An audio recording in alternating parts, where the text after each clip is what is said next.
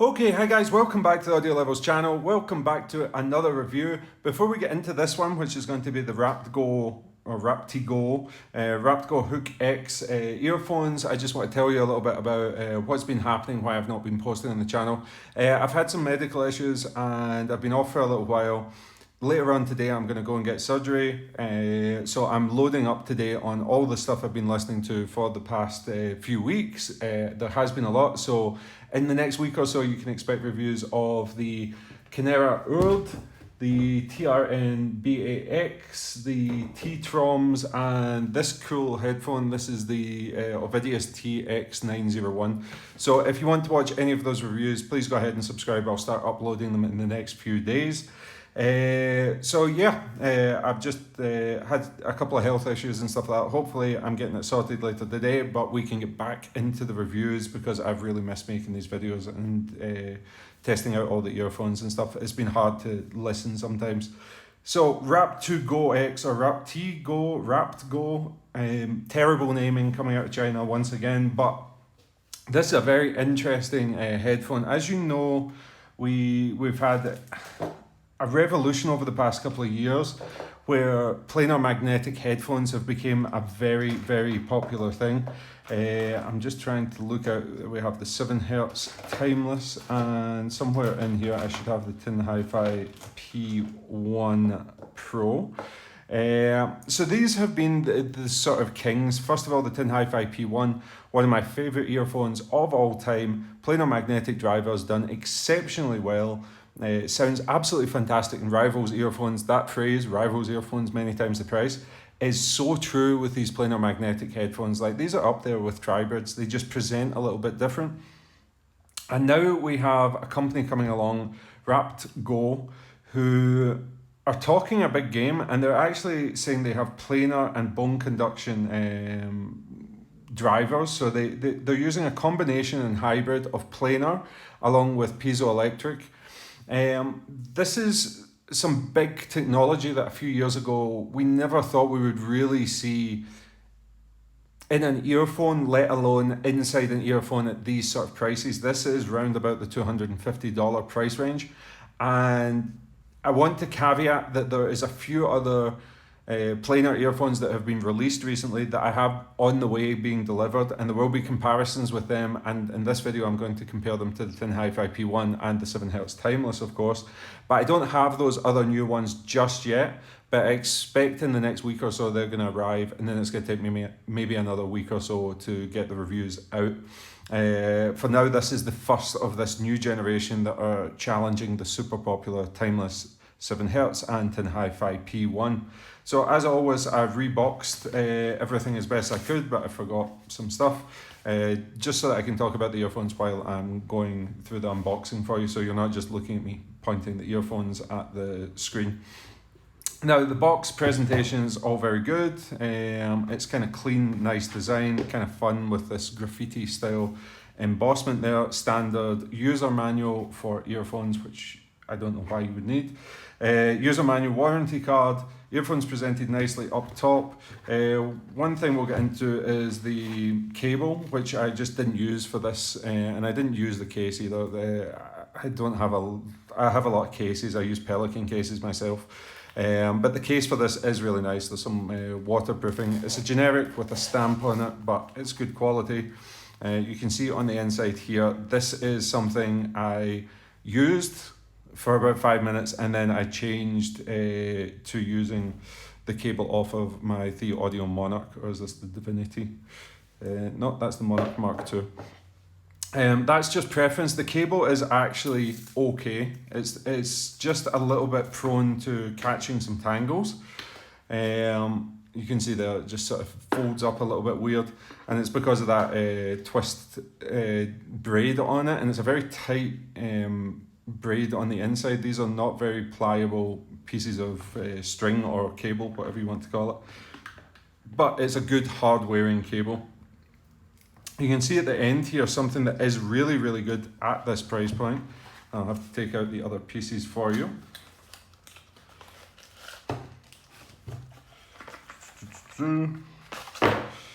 Yeah, so you get this selection of 3 adapters.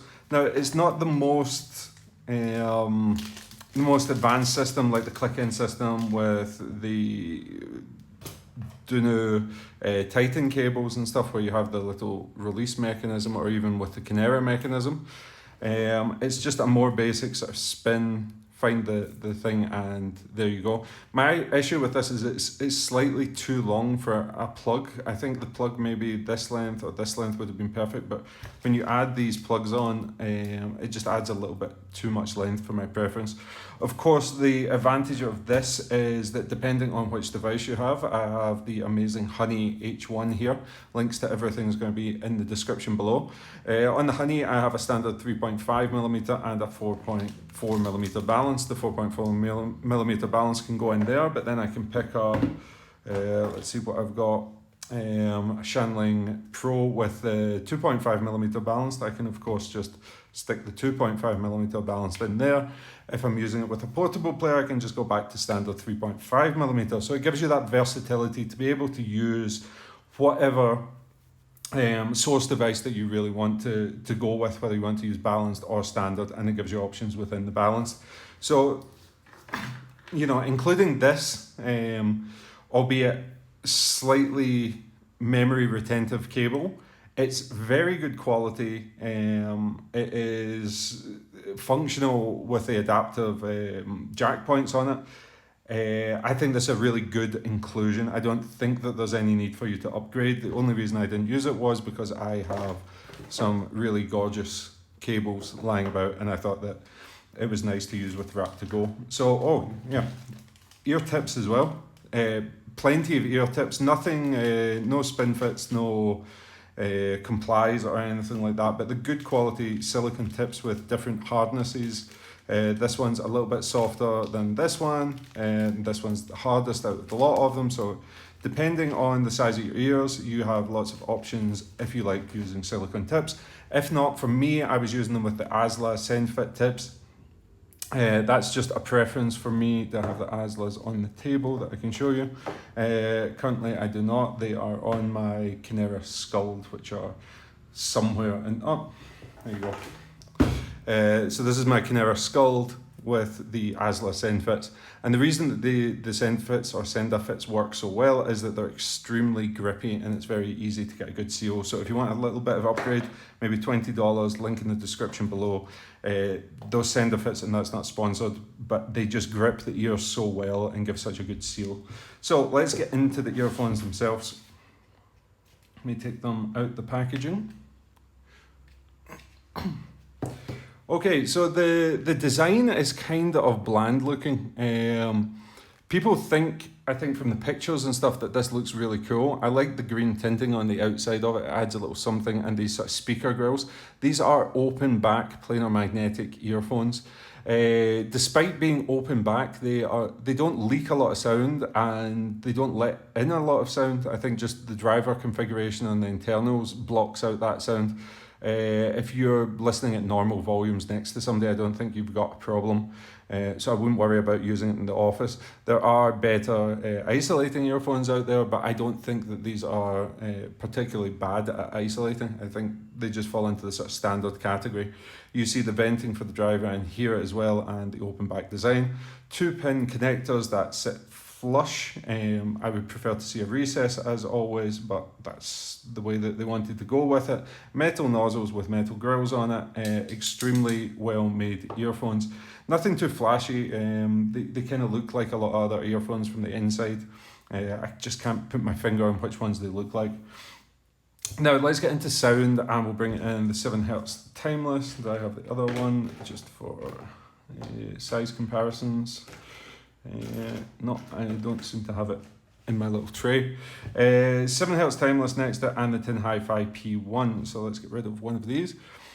The P1 is by far the smallest. The P1, if you have small ears, you have problems with fit, you want to go with the Tin Hi-Fi P1.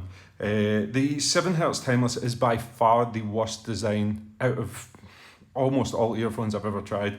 This giant circle that has been put on just as a design choice as opposed to being put on as a functional element of the earphones is a pain in the ass. it will prevent some people from getting a good fit. And I think that if this could just be taken off, I actually thought about just slicing this off with a Dremel, but because I have to do these comparisons, I didn't go ahead and do it. You can see that the Wrapped Go is far deeper, but it's more ergonomically friendly. I think if you've got small ears, give this a miss. Go with the Tin Hi-Fi P1. You can see that for obvious reasons. These are a fairly large set of IEMs that are going to work better with medium to large size ears. The technology on the inside differs. This is planar magnetic, this is planar magnetic. 7 Hz is planar magnetic, and the Tin Hi-Fi P1 is planar magnetic. People hate when I say this and this because they want to listen to the review and not watch the video, which is okay.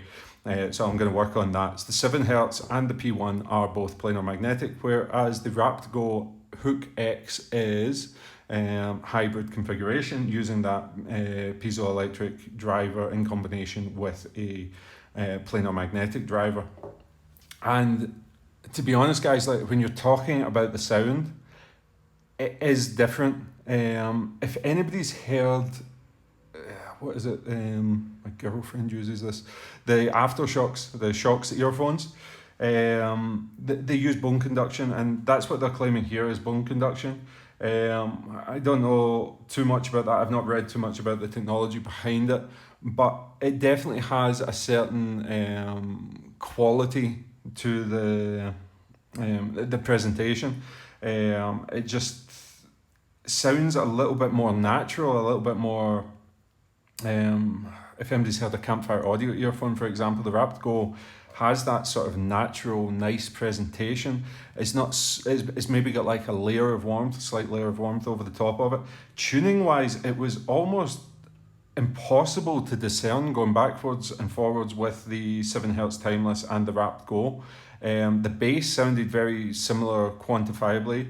The mid-range was clearer on the 7 Hz, I felt, but that sort of warmth presentation, the smoothness, the sort of natural tuning of the Wrapped Go, I think I actually preferred that. And then in the upper mid-range, it just felt like the 7 Hz was ever so slightly more pushed forward, whereas the smoothness of the Wrapped Go was just a little bit back from the 7 Hz Timeless, and definitely back from the Tin Hi-Fi P1, which is the most pronounced in the upper frequencies.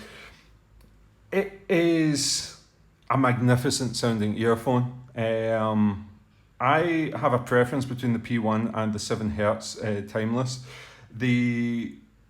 My preference is for the P1. The Timeless was very, very good because it added that bass extension in it. But for what it was, the P1 was just perfectly tuned for me. It wasn't something I would listen to bass heavy music, whereas the Wrapped Go could actually handle, or Wrapped Go, can handle a more enhanced low end. The low end on this is not going to give you super realistic ethereal rumble in the sub bass region, but what it does is gives you stunning detail, clarity, and decay in the upper frequencies of bass, like that mid bass region. Sounds fantastic, and that's what adds a lot of detail to your music. People always think of bass as impact, but bass has, if you think about a double bass and somebody plucking the strings, it has a lot of resonance, it has a lot of detail, and it has a lot of nuance in it. And these earphones altogether, the planar earphones, do a fantastic job of picking up on that and presenting it to people. And that, I feel like, is where these planars come along and sound different from traditional BAs, or BAs being a little bit too clinical and dynamics being a little bit too focused on the sort of sub bass, or just the impact and the hit, as opposed to displaying the nuances in the low end. The mid-range is by far the best part of it. Now, I say that even though it lacks detail in comparison to the P1, but it still has immense amounts of detail. It's just that the P1 is such a highly resolving earphone. It's very, very strange, the presentation of the P1, if you haven't heard it.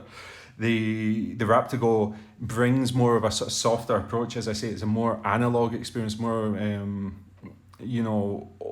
you know, not as in your face. It's smoother. It's more sit back, put your earphones on, chill out, listen to some good rock music, some acoustic music, stuff like that. I tell you, I was listening to Rodrigo y Gabriela, Tamakun, and a few of their other songs, which is very fast, in-depth and detailed guitar music with a lot of finger slides, guitar hits and fretboard work and stuff like that.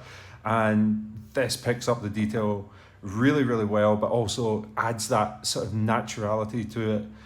That just made it one of these earphones that you wanted to listen to. I would say that it did seem to sound better after burning. I listened to it at 0 hours, I listened to it again at 50 hours, and I listened to it again at 120 hours.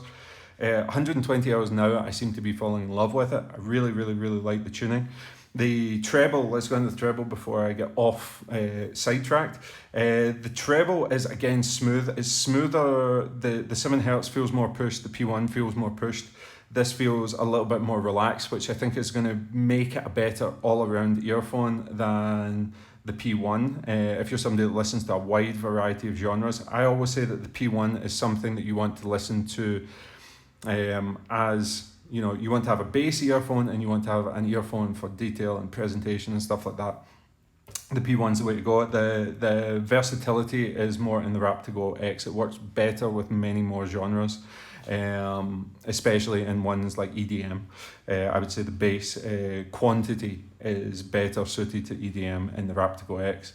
In terms of value for money, I would put this up there with some of the $500 Tribrid earphones. And it's not that it's better or worse, it's just that planars sound so different. And planars are one of these technologies where you get exceptional value for money.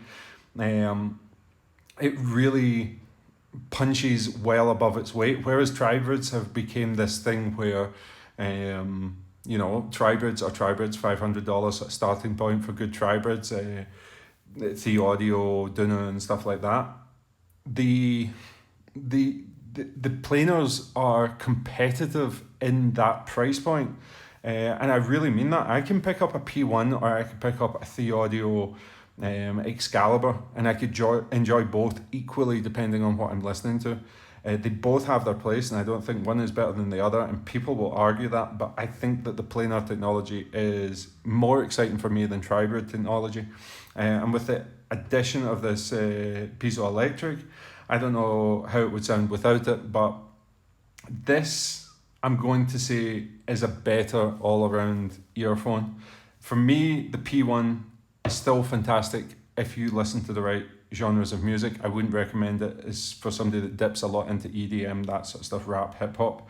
The Raptigo X has enough bass, and it is by far the more suited for the tuning between these two. The 7 Hz and the Raptigo is very similar. There's no getting away from that, but I think the shell is better designed. I think it looks better. I think it adds a little bit more naturalness, which I like in a single earphone, like an end game for somebody that doesn't want to spend a lot of money. $250 is still a lot of money, but I think this could be an end game earphone for a lot of people that don't want to get into the ridiculous 500, 1000, so on and so on.